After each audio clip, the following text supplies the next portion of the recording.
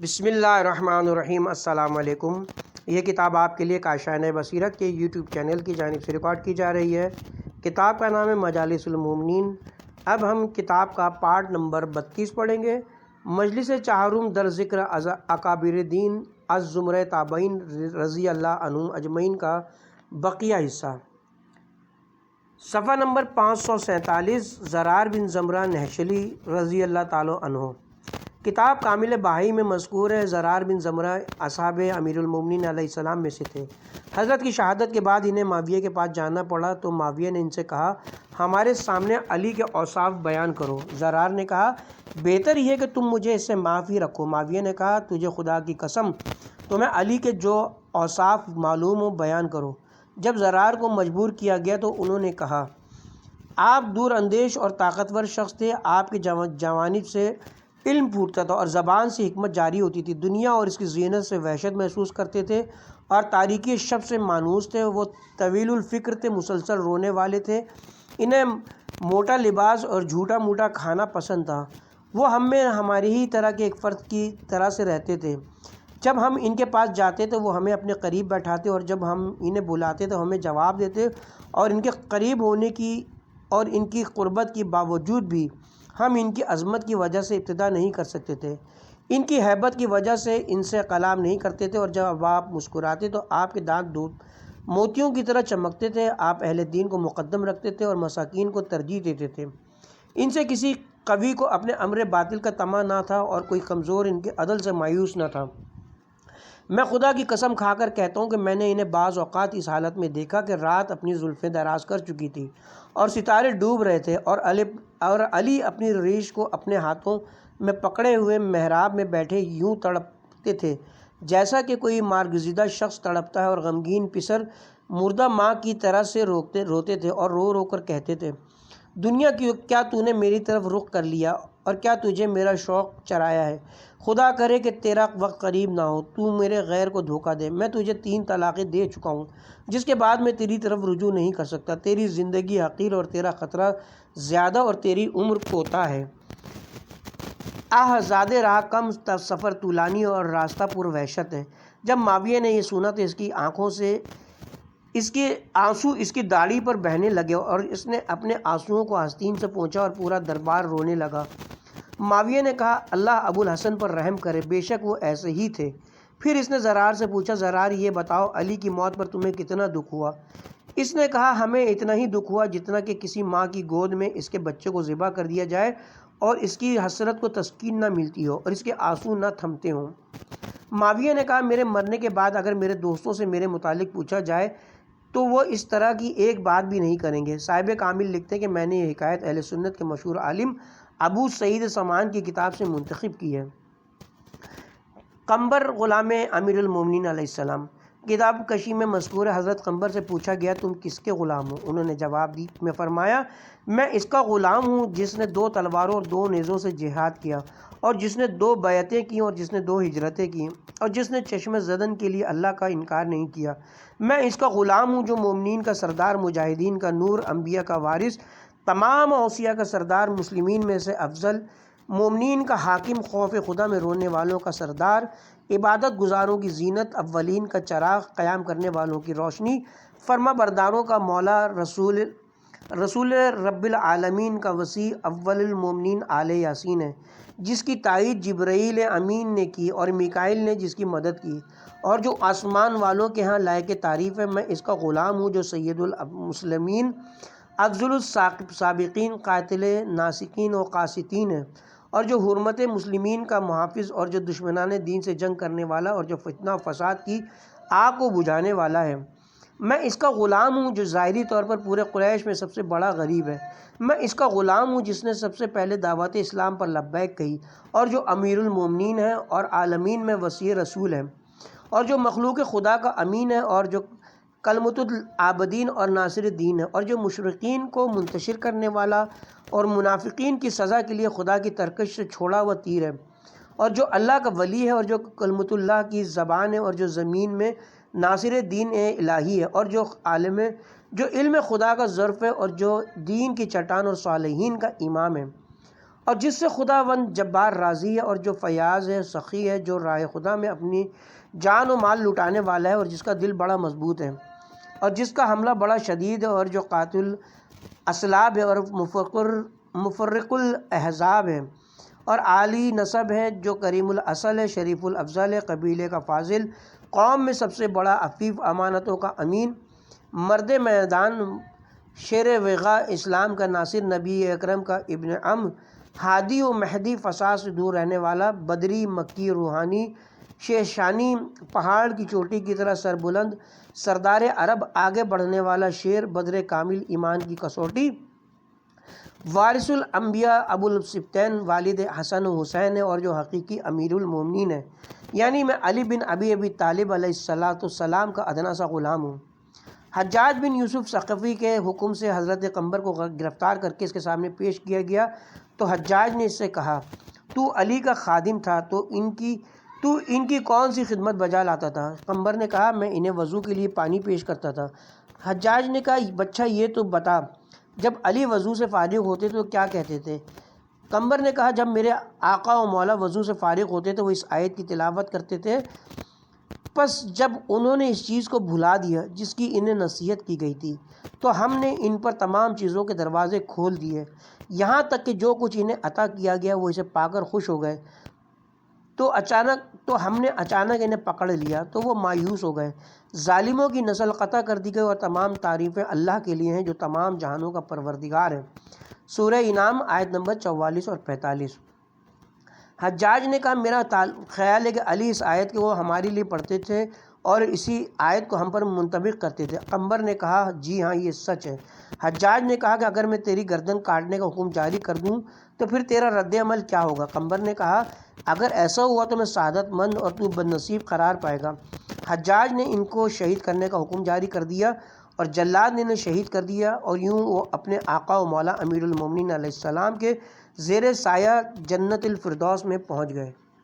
عبید اللہ بن ابی رافع، اس سے پہلے ان کا اور ان کے بھائی کا کچھ تذکرہ ان کے والد ابراہیم بن ابی رافع صحابی کے ضمن میں کیا جا چکا ہے۔ شیخ ابو جعفر طوسی نے کتاب الفہرست میں لکھا ہے، عبید اللہ امیر المومنین کے کاتب تھے، اور انہوں نے ایک کتاب لکھی تھی جس میں انہوں نے امیر المومنین کے فیصلے تحریر کیے تھے۔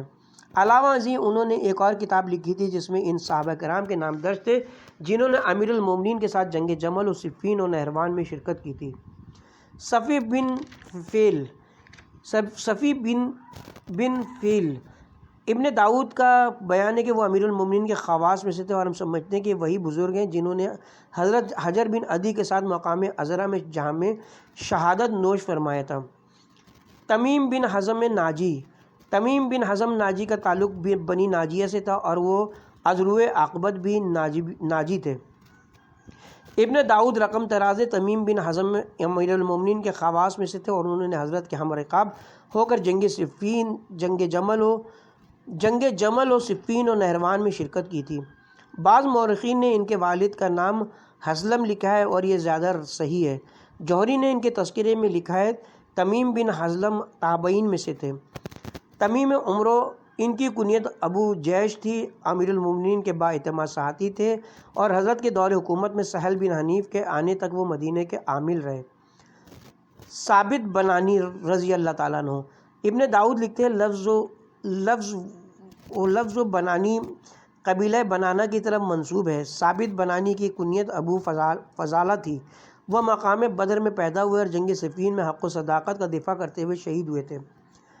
جدت الحمدانی ابن داؤد رقم ترازیں جیدہ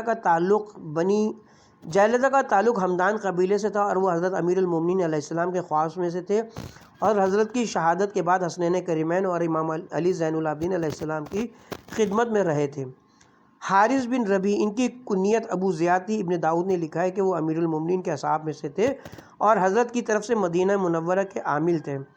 حارث بن قیس ابن داؤد نے شیخ طوسی اور ابو عمرہ کشی نے نقل کیا کہ حارث بن قیس لائق مدح تھے، اور جنگ صفین میں ان کا ایک پاؤں کٹ گیا تھا۔ حارث بن حمام ناقعی ابن داؤد لکھتے ہیں، جنگ صفین میں انہوں نے مالک اشتر کا پرچم اٹھا رکھا تھا۔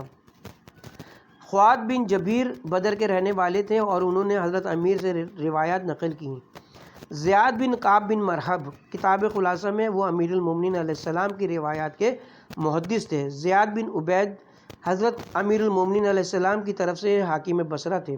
زید بن وہب جہنی کتاب ابن داؤد کتاب الفہرست میں مذکور ہے۔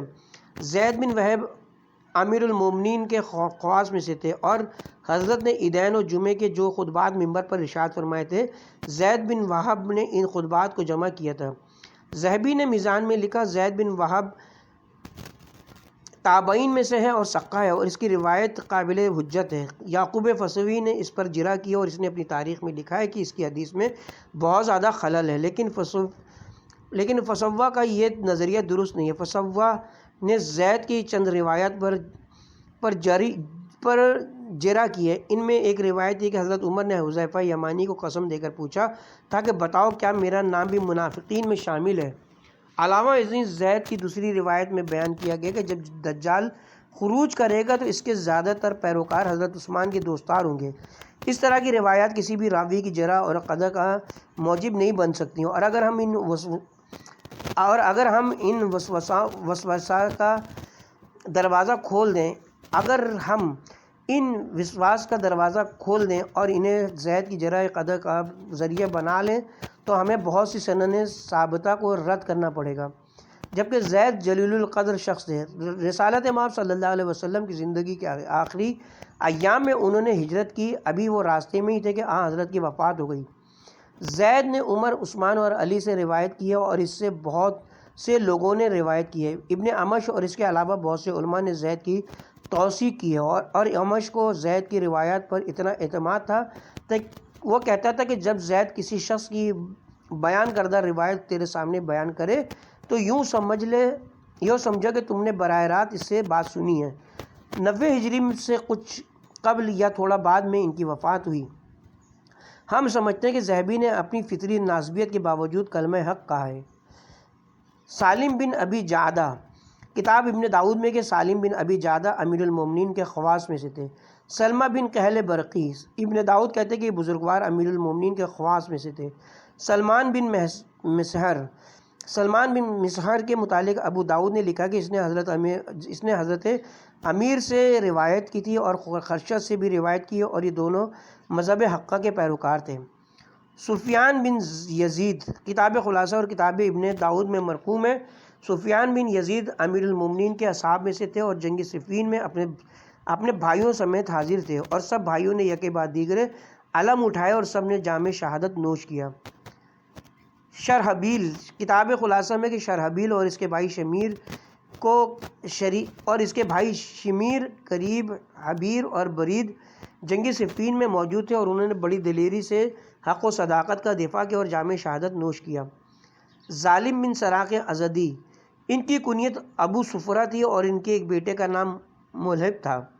ابن داؤد نے لکھا وہ امیر المومنین کے شیعہ تھے اور جنگ جمل میں امیر المومنین کی خدمت میں حاضر ہوئے اور عرض کیا اگر میں پہلے آپ کی خدمت میں حاضر ہو جاتا تو کوئی بھی ازدی آپ کی مخالفت میں تلوار بلند نہ کرتا۔ اس نے بصرہ میں وفات پائی اور حضرت امیر نے اس کا جنازہ پڑھا۔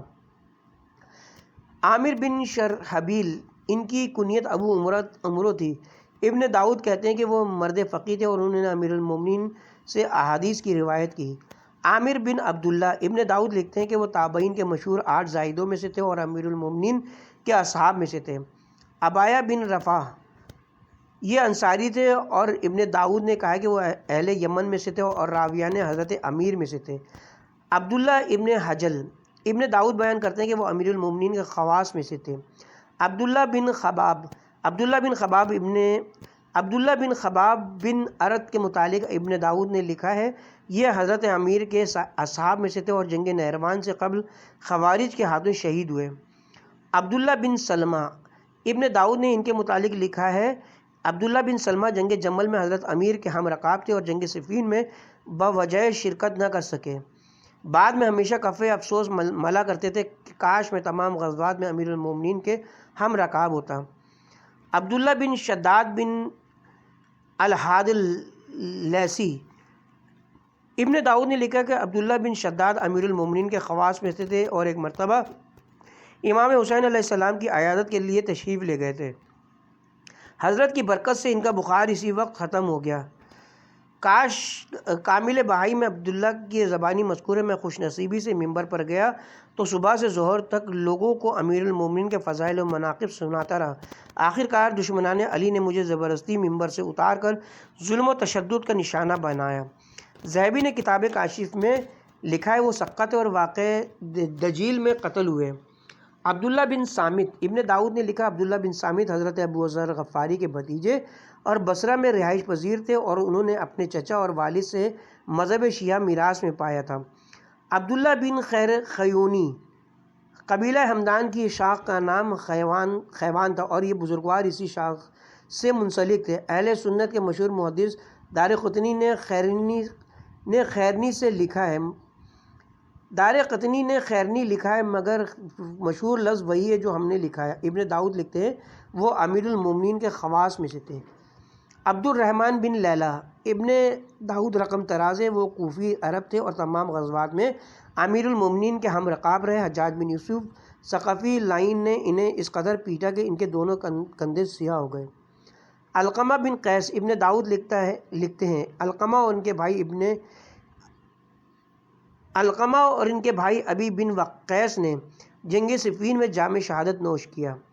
علی بن ربیع البی اسدی ابن داؤد لکھتے ہیں انہوں نے امیر المومنین سے احادیث روایت کی تھی اور وہ اپنے دور کے مشہور عابد و زاہد تھے۔ عمرو بن محسن ان کی کنیت ابو صحیحہ تھی۔ جنگ جمل میں انہوں نے لشکر کے لیے 1,00,000 درہم کی مدد کی تھی اور جنگ صفین میں زخمی ہوئے تھے۔ عمرو بن دینار کوفی ابن داؤد نے لکھا یہ بزرگوار ائمہ تابعین میں سے تھے، فاضل اور ثقہ تھے۔ فاقہ بن سعد ابن داؤد کا بیان ہے کہ جنگ صفین میں شہید ہوئے تھے۔ کعب بن عبداللہ ابن داؤد کہتے ہیں کہ یہ تمام غزوات میں حضرت امیر کے ہم رکاب تھے۔ کسان بن قلیب ان کی کنیت ابو صادق تھی۔ ابن داؤد کہتے ہیں کہ انہوں نے حضرت امیر اور امام حسن اور امام حسین علیہ السلام سے احادیث روایت کی۔ لوط بن یحییٰ ازدی ان کی کنیت ابو مخنف تھی۔ شیخ ابو عمر کشی نے لکھا کہ انہوں نے امیر المومنین سے روایت کی تھی۔ شیخ ابو جعفر طوسی لکھتے ہیں میرے نزدیک یہ روایت غلط ہے کیونکہ ابو مخنف کی حضرت امیر سے ملاقات ثابت نہیں، البتہ ان کے والد یحییٰ حضرت کے اصحاب میں سے تھے۔ ابو مخنف نے علم سیر میں بہت سی کتابیں لکھی جن میں سے یہ کتابیں مشہور ہیں۔ نمبر 1 مقتل امام حسین، نمبر 2 اخبار مختار، نمبر 3 مقتل محمد بن ابی بکر، نمبر 4 مقتل عثمان، نمبر 5 کتاب جمل و صفین، نمبر 6 کتاب خطبۃ الزہرا سلام اللہ علیہا۔ منہال بن عمرو اسدی منہال بن عمرو مشہور دوستار اہل بیت تھے اور انہوں نے امام حسین علیہ السلام سے احادیث روایت کی ہیں۔ ابن داؤد کہتے ہیں منہال بن عمرو اسدی امام زین العابدین علیہ السلام کی خدمت میں حاضر ہوئے تھے۔ امیر معین الدین شافعی ہی نے رسالہ ماویہ میں لکھا ہے ابن معین اور عجلی نے منہال بن عمرو کو ثقہ اور عادل لکھا ہے۔ حمید بن ہلال سے ان کے متعلق پوچھا گیا تو انہوں نے کہا کہ ایسے افراد کے متعلق پوچھا نہیں جاتا۔ ابن عدی نے کہا ان کی احادیث لکھنے میں کوئی حرج نہیں جب وہ کسی ثقہ سے روایت کرے۔ امام مسلم نیشاپوری نے اپنی صحیح میں ان کی روایت نقل کی ہے۔ شیخ ابو علی تبریسی نے سورہ بنی اسرائیل کی آیت نمبر 60 کے ضمن میں تحریر فرمایا وشجرۃ الملونہ فی القرآن، بنی امیہ ہی شجرہ ملونہ ہیں۔ حضرت رسول خدا صلی اللہ علیہ وسلم نے خواب میں دیکھا تھا کہ بنی امیہ بندر کی صورت میں ان کے ممبر پر ناچ کود کر رہے ہیں اور آپ کی ذریت کو اذیت دے رہے ہیں۔ پھر شیخ ابو علی تبریسی نے منہال بن عمرو سے روایت کی۔ منہال نے کہا میں امام زین العابدین علیہ السلام کی خدمت میں حاضر ہوا اور ان سے پوچھا فرزند رسول کیسے گزر رہی ہے؟ امام علیہ السلام نے فرمایا خدا کی قسم آج ہماری وہی حالت ہے جو آل فرعون کے دور میں بنی اسرائیل کی حالت تھی۔ وہ ان کے بیٹوں کو ذبح کرتے تھے اور ان کی بیٹیوں کو زندہ رکھتے تھے۔ آج یہ حالت ہے کہ رسول خدا کے بعد افضل ترین انسان پر ممبروں سے لعنت کی جا رہی ہے اور ہم سے محبت رکھنے والے افراد کو ہماری محبت کی وجہ سے ان کا پورا حق نہیں دیا جاتا۔ منہال نے اس صورت حال پہ نظم لکھی تھی جس کے 2 بیت یہ ہیں: رسول خدا کی برکت سے ان کے منبر کی تعظیم کی جاتی ہے اور آل رسول مسلمانوں کے پاؤں میں پامال ہو رہی ہے۔ آخر اولاد رسول تمہاری پیروی کیوں کرے، جبکہ تمہارا فخر تو یہی کہ تم رسول خدا کے صحابی ہو اور وہ آل ہیں۔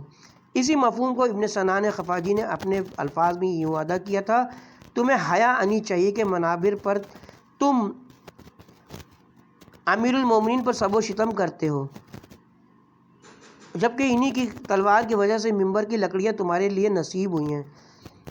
قدامہ سعیدی آپ امیر المومنین کے اصحاب میں سے تھے۔ شیخ ابو الفتح رازی نے اپنی تفسیر میں لکھا: امیر المومنین علیہ السلام کی دعا سے سرزمین بابل پر اللہ تعالیٰ نے ڈوبتے ہوئے سورج کو پلٹایا اور حضرت نے نماز عصر ادا کی۔ اس نماز میں قدامہ سعیدی بھی موجود تھے اور انہوں نے اس واقعے کے متعلق یہ شعر کہے تھے: وسیع نے ہمارے لیے ڈوبے ہوئے سورج کو پلٹایا یہاں تک کہ ہم نے آرام سے نماز عصر ادا کیا۔ سورج کا پلٹنا علی کی صداقت کی علامت اور حجت ہے، تو کیا پوری دنیا میں اس کی کوئی نظیر ہے؟ میں نے قسم کھائی ہے کہ میں علی کے عوض کسی اور کو اپنا رہنما نہیں بناؤں گا، تو کیا اللہ کے نور کا بھی بدل ہوا کرتا ہے؟ میرے لیے ابو الحسن ہی بطور مولا و آقا کافی ہیں۔ میں اسی پر ایمان رکھتا ہوں اور انبیاء سابقین نے بھی اسی پر ایمان رکھا تھا۔ منحف بن سلیم ازدی ابن داؤد کہتے ہیں کہ وہ کوفی عرب تھے اور وہ اصحاب امیر المومنین میں سے تھے۔ مسعور بن محرمہ زہری ابن داؤد کہتے ہیں کہ وہ امیر المومنین کے اصحاب میں سے تھے اور انہوں نے معاویہ کو ایک خط تحریر کیا تھا۔ مہدی حضرت عثمان بن عفان کا ایک غلام۔ ابن داؤد نے انہیں گروہ مقبولین میں شمار کیا اور لکھا کہ اس نے محمد بن ابی بکر کی موجودگی میں حضرت امیر کی اعدائے سابقین اور لائقین سے برات پر بیعت کی تھی۔ نعمان بن صہبان راویان حضرت امیر میں سے تھے اور جنگ جمل میں حضرت نے فرمایا تھا کہ ہمارا جو بھی مخالف نعمان کے گھر میں پناہ حاصل کرے اسے ہماری طرف سے امان ہوگی۔ نعمان بن اجلان ان کا تعلق بنی زریق سے تھا اور بنی زریق انصار کی ایک ذیلی شاخ تھی اور ان کا وطن مدینہ تھا۔ نعمان حضرت عمیر کی طرف سے بحرین و عمان کے والی تھے۔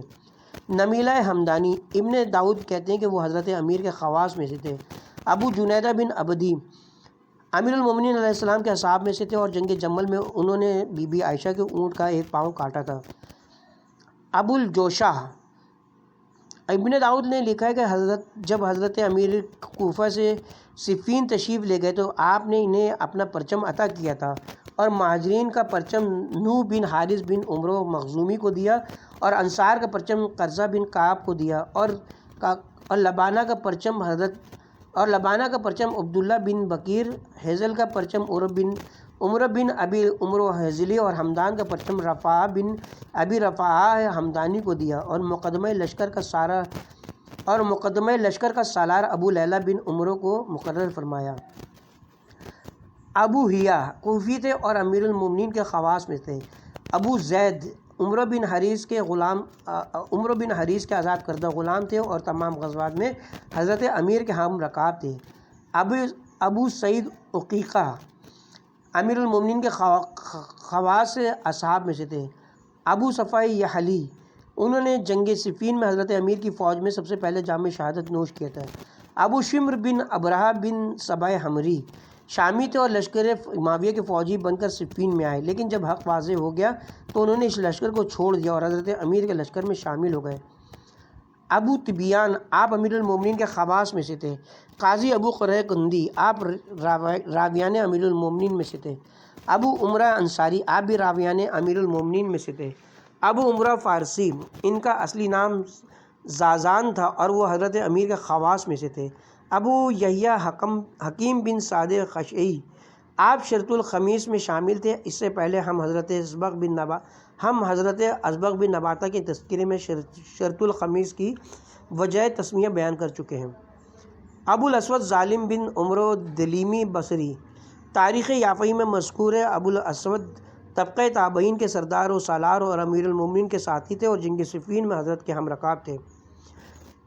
صاحب عقل و شعور تھے اور حضرت امیر کے حکم سے انہوں نے عربی کے علم و نحو کو منظم و مدون کیا تھا۔ جلال الدین سیوطی نے طبقات نحیہ میں لکھا ہے: ابو الاسود الدولی نے سب سے پہلے علم نحو کے قوانین وضع کیے، اور ہم اس واقعے کی تفصیل طبقات کبریٰ کے مقدمات میں بیان کر چکے ہیں۔ ان کے نام و نسب میں کافی اختلاف پائے جاتے ہیں۔ وہ تابعین کے سرداروں میں سے تھے اور رائے اور عقل کے لحاظ سے کامل ترین انسان تھے۔ مذہباً شیعہ تھے، آپ شاعر اور حاضر جواب تھے اور حدیث میں ثقہ تھے۔ انہوں نے حضرت علی ابن عباس اور ابو ذر سے روایات حدیث کی ہیں، اور ان سے ان کے بیٹے اور یحییٰ بن یمر نے احادیث روایت کی ہیں۔ آپ حضرت علی علیہ السلام کے ساتھی تھے اور جنگ صفین میں آپ کے ہمراہ تھے۔ حضرت علی کی شہادت کے بعد معاویہ کے پاس آئے تو اس نے ان کی عزت و تکریم کی اور انہیں بصرہ کا قاضی مقرر کیا، اور انہوں نے قرآن مجید پر نقطے لگائے۔ جہاز کا قول ہے، ابو الاسود کا شمار تابعین و فقہاء و محدثین و شعراء و عمراء و عقلاء و نحاء اور حاضر جواب افراد اور شیعہ اور بخلا میں کیا جاتا ہے۔ 99 ہجری میں طاعون کی بیماری سے فوت ہوئے۔ زمخشری نے ربیع الابرار میں لکھا، معاویہ نے ابو الاسود دولی کو ہدیہ روانہ کیا جس میں زعفرانی حلوہ بھی تھا۔ ان کی بیٹی نے پوچھا، ابا جان یہ ہدیہ کس نے بھیجا ہے؟ ابو الاسود نے کہا، یہ ہدیہ معاویہ نے ہمارے پاس روانہ کیا ہے اور وہ چاہتا ہے کہ وہ ہمیں فریب دے کر دین سے برگزشتہ کرے۔ جب بچی نے باپ کا یہ جواب سنا تو اس نے فی البدیہہ یہ شعر کہے، پسر ہند کیا زعفرانی حلوے سے ہم اپنا اسلام اور دین تیرے ہاتھ فروغ کر دیں گے؟ خدا کی پناہ بھلا ایسا کیوں کر ممکن ہے جبکہ امیر المومنین ہمارے آقا ہیں۔ سید اجل میر مرتضیٰ علم الہدیٰ نے اپنی کتاب غریر الفوائد اور در العقائد میں تحریر کیا ہے، ابو الاسود حاضر جواب شیریں کلام تھے اور نادرہ گوئی میں کوئی مثال نہیں رکھتے تھے۔ شیبی نے ان سے متعجب ہو کر کہا تھا، خدا ابو الاسود سے سمجھے وہ کتنا بڑا حاضر جواب ہے۔ ابو الاسود اور معاویہ کی گفتگو۔ مقام نخیلہ پر ابو الاسود کی معاویہ سے ملاقات ہوئی تو معاویہ نے کہا، میں نے سنا ہے کہ تحکیم کے لیے تجھے مقرر کیا گیا تھا۔ ابو الاسود نے کہا، ہاں یہ سچ ہے۔ معاویہ نے کہا، اچھا یہ بتاؤ اگر اس دن تم حکم ہوتے تو کیا فیصلہ کرتے؟ ابو الاسود نے کہا، اگر میں حکم ہوتا تو میں مہاجرین اور ان کی اولاد میں سے 1000 افراد کو جمع کرتا اور اسی طرح سے انصار اور ان کی اولاد میں سے بھی 1000 افراد کو جمع کرتا اور ان سے کہتا کہ حاضرین کرام، خلافت رسول کے لیے مہاجرین میں سے کوئی شخص بہتر ہے یا طلقاء میں سے ایسا شخص جو اسلامی لشکر کے ہاتھوں میں قید ہو چکا ہو؟ یہ سن کر معاویہ نے کہا، خدا کا شکر ہے جس نے مجھے تیرے شر سے محفوظ رکھا۔ منقول ہے کہ ابو الاسود دولی نے اپنے اخلاص کی وجہ سے حضرت امیر سے درخواست کی کہ انہیں تحکیم کے لیے اپنی طرف سے شامل کریں، اور انہوں نے کہا، آقا آپ ابو موسیٰ اشعری پر ہرگز بھروسہ نہ کریں، میں اسے کئی بار آزما چکا ہوں اور آزمائش کے بعد اس نتیجے پر پہنچا کہ وہ فہم و خرد سے عاری ہے اور وہ یمن کا نازبی ہے، اور اگر آپ نے مجھے اپنا نمائندہ مقرر کیا تو میں مخالف کی دلیل سے محکم ترین دلیل پیش کر کے اسے عاجز کر دوں گا، اور اگر آپ بالفرض مجھے صحابی نہ ہونے کی وجہ سے حکم مقرر نہ چاہتے تو مجھے ابو موسیٰ کا حلیف بھی مقرر کر دیں تاکہ میں اس کو پھسلنے سے محفوظ رکھوں۔ لیکن اشعث اور اس کے ہم نوا افراد نے ابو الاسود اور ابن عباس کی تقرری کی مخالفت کی۔ کتاب غرر اور تفسیر ابو الفتوح میں مذکور ہے، ابو الاسود بنی قشیر میں قیام پذیر ہوئے۔ بنی قشیر نازبی تھے جبکہ ابو الاسود حضرت علی کے محب اور ان کے شاگرد تھے۔ جب رات ہوئی تو انہوں نے ان کو پتھر مارے، اتفاق سے ایک پتھر بھی انہیں نہ لگا۔ جب صبح ہوئی تو انہوں نے بنی قشیر سے کہا، تم انتہائی خراب لوگ ہو، مہمانوں کو رات کے وقت پتھر مارتے ہو۔ انہوں نے کہا، ہم نے آپ کو پتھر نہیں مارے بلکہ خدا نے مارے۔ ابو الاسود نے کہا، اگر خدا نے مارے ہوتے تو نشانے پر ضرور لگتے، لیکن ان میں سے کوئی بھی نشانے پر نہیں لگا، جس سے معلوم یہ ہوتا ہے کہ یہ پتھر خدا نے نہیں بلکہ تم نے مارے ہیں۔ بنی قشیر نے انہیں محبت امیر المومنین کے طعنے دیے تو انہوں نے ان کے جواب میں یہ شعر کہے۔ رذیل ترین بنو قشیر کہتے ہیں کہ تو کبھی بھی علی کو نہیں بھولتا۔ میں محمد مصطفیٰ عباس اور حمزہ اور وسیع مصطفیٰ علی مرتضیٰ سے بے حد محبت کرتا ہوں۔ میں ان سے ایسے ہی محبت کرتا ہوں جیسے کہ خدا سے محبت کرتا ہوں، اور قیامت تک میں ان سے محبت کرتا رہوں گا۔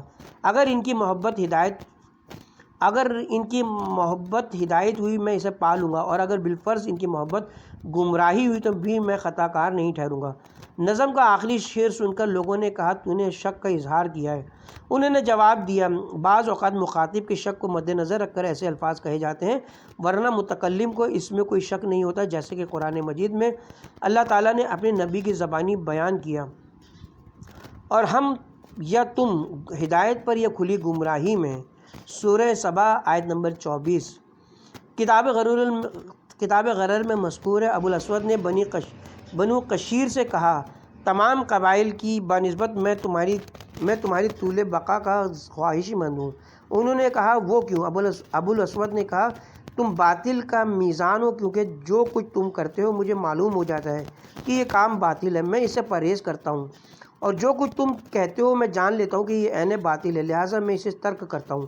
الغرض خدا نے تمہیں ہر لحاظ سے باطل کا مینار بنایا ہے۔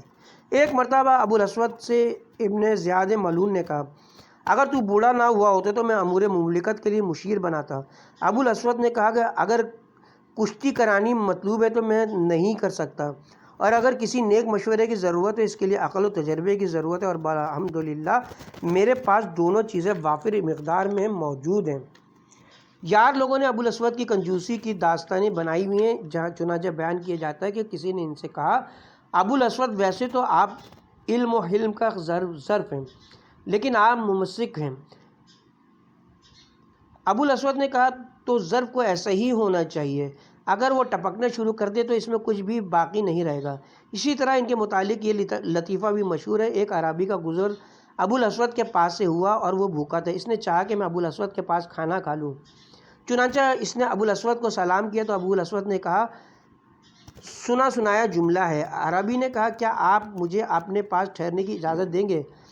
ابو الاسود نے کہا اپنے پیچھے وسیع علاقہ چھوڑ آئے ہو۔ عربی نے کہا آپ کے پاس کھانے کو کچھ ہے؟ ابو الاسود نے کہا جی ہاں۔ عربی نے کہا مجھے کھانا کھلاؤ۔ ابو الاسود نے کہا تیری بنسبت میری اولاد اس کی زیادہ مستحق ہے۔ عربی نے کہا میں نے تجھ سے بڑا کنجوس نہیں دیکھا۔ ابو الاسود نے کہا تو نے اپنے آپ کو بھلا دیا ہے۔ کتاب ربیع الابرار میں مذکور ہے زیاد لئی نے انہیں محبت علی پر ملامت کیا تو انہوں نے کہا علی کی دوستی سے میرے دل کی ثروت و دولت میں اضافہ ہوتا ہے، جیسا کہ معاویہ کی دولت سے تیری ظاہری دولت میں اضافہ ہوتا ہے۔ تو معاویہ سے دوستی دنیا کے حصول کے لیے کرتا ہے، اور میں علی سے دوستی آخرت کی کامیابی کے لیے کرتا ہوں۔ تیرا اور میرا معاملہ عمر بن معد یکبر کی طرح ایسے ہے۔ اس نے کہا میں اور میرا معلا نامی گھوڑا ہم دونوں ایک دوسرے کے دوست ہیں، لیکن ہماری خواہش جدا ہے۔ میں بلندی چاہتا ہوں اور وہ موٹاپا چاہتا ہے، میں بنی مالک کا خون پی جاتا ہوں اور وہ دودھ کی سفیدی چاہتا ہے۔ زمخشری نے ربیع الابرار میں ابو الاسود کے یہ شعر بھی نقل کیے ہیں۔ مجھے محبت آل محمد کی وجہ سے پاگل سمجھنے والے تیرے منہ میں پتھر ہو، مجھے تیری ملامت کی کوئی پرواہ نہیں، خواہ اپنی ملامت کو ترک کرے یا اس میں اضافہ کرے۔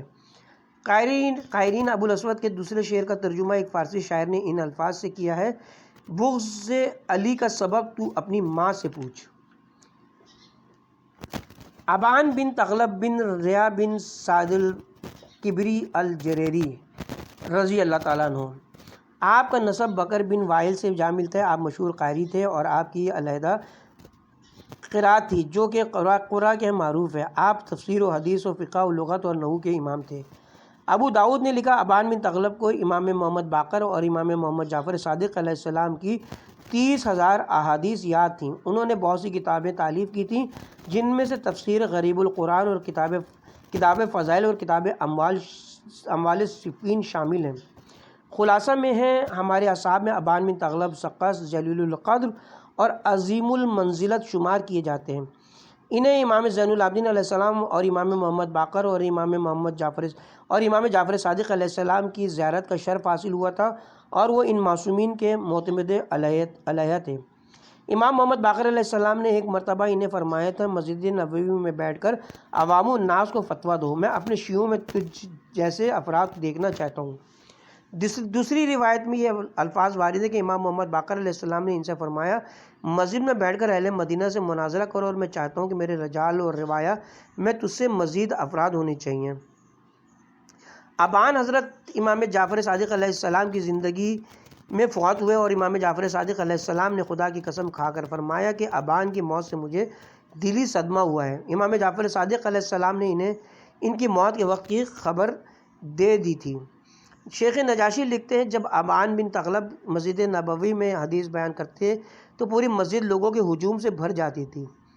عبد الرحمن بن حجاز سے مروی ہے کہ ایک دن میں ابان بن تغلب کے حلقے درس میں بیٹھا ہوا تھا کہ ایک شخص دروازے مسجد سے داخل ہوا اور ابان سے مخاطب ہو کر اس نے کہا، ابو سعید یہ بتاؤ کہ علی بن ابی طالب کی اتباع کتنے صحابہ نے کی تھی؟ ابان بن تغلب نے کہا تو گویا اس ذریعے سے تم علی کی عظمت کا اندازہ لگانا چاہتے ہو؟ سائل نے کہا جی ہاں میرا یہی نظریہ ہے۔ ابان بن تغلب نے کہا بندہ خدا صحابہ کے ذریعے سے علی کی عظمت کو مت ناپو بلکہ علی کے ذریعے سے صحابہ کی عظمت کا موازنہ کرو۔ ہم تو صحابہ کی عظمت کو علی کی اتباع کے میزان میں تولا کرتے ہیں۔ ذہبی نے میزان کی جلد نمبر اول میں لکھا ہے ابان بن تغلب کٹر شیعہ تھے لیکن وہ سچے تھے۔ ہم ان کی سچائی کو لیتے اور ان کی بدعت کی ان کے حوالے کرتے ہیں۔ احمد بن حنبل، ابن معین اور ابو حاتم نے انہیں سقہ کہا ہے اور ابن عدی نے ان کے تذکرے میں لکھا کہ وہ غالی شیعہ تھے۔ اگر یہ کہا جائے کہ ایک بدعتی کو سقہ کیوں قرار دیا گیا ہے جبکہ بدعت اور عدالت یکجا جمع نہیں ہو سکتی ہیں، تو اس کے جواب میں ہم یہ کہیں گے غلو تشیع اور تشیع بلا غلو تابعین و تبع تابعین میں کافی پائی جاتی تھی، مگر وہ اس کے باوجود وہ اعلیٰ درجے کے متقی اور صادق تھے۔ اگر ہم ایسے تمام افراد کی احادیث کو مسترد کر دیں تو ہم سے آثار نبویہ کا ایک بڑا حصہ ضائع ہو جائے گا۔ قائرین کرام، ہم نے از خروارے کے تحت طبقہ تابعین میں سے صرف 100 افراد کا انتخاب کیا ہے، ورنہ ہم شیعہ تابعین کا تذکرہ کرنا چاہیں تو اس کے لیے کئی ضخیم مجلدات کی ضرورت پڑے گی۔ واقعہ کربلا میں جتنے افراد شہید ہوئے ان میں اکثریت تابعین کی تھی اور جنگ جمل و صفین و نہروان میں حضرت امیر المومنین کے ساتھیوں کی بڑی اکثریت تابعین پر مشتمل تھے۔ واقعہ کربلا کا انتقام لینے کے لیے کوفے سے سلمان بن سرد خزائی کی زیر قیادت جماعت توابین کا ظہور ہوا۔ اس میں بھی طبقہ تابعین کے افراد شامل تھے۔ حضرت سلمان بن سرد خزائی کی المناک موت کے بعد امیر مختار نے کوفے میں خروج کیا اور اس کی تمام تر فوج بھی طبقہ تابعین سے تعلق رکھتی تھی۔ مذہب شیعہ میں ہر دور میں علماء و فضلاء و سلاطین و حکام پیدا ہوتے رہے جنہوں نے دنیا کی ہر نہج سے رہنمائی فرمائی۔ اس کے ساتھ ہی یہاں پر مجلس چہارم کا اختتام ہوا اور اس کے ساتھ ہی پارٹ نمبر 32 بھی اپنے اختتام پہ پہنچا۔